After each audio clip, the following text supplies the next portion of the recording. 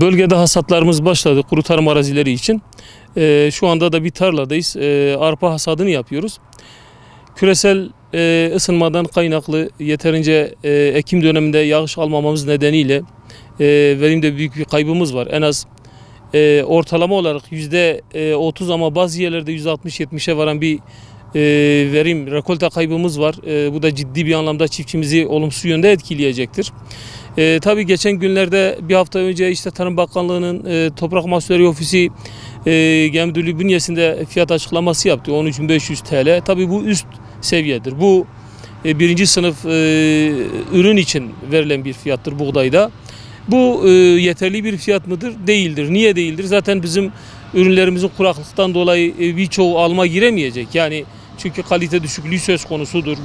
Bu da özellikle yağışlara bağlı olarak yeterince yağış alınmaması nedeniyle kalitesiz bir ürün hasadı da yani rekoltenin yanında kalitede de büyük bir kaybımız söz konusudur. Dolayısıyla çiftçilerimiz bu konuda ciddi mağduriyet yaşamaktadır. Tarım Bakanlığı'ndan, yetkililerden bu konuda çiftçilerimize destek talep ediyoruz. Yani her ne kadar fiyat hani diyelim ki çok yeterli bulmasak bile iyi bir fiyattı ama bu durumda rekoltenin düşük olması, kalitenin düşük olması çiftçilerimizi ciddi manada mağduriyet yaşatacaktır.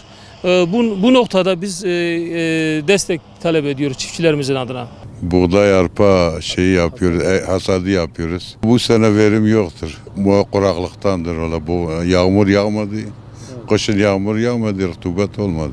Mağduriyet yaşamışız. Yetkililer de bir yardım etseler iyi olur.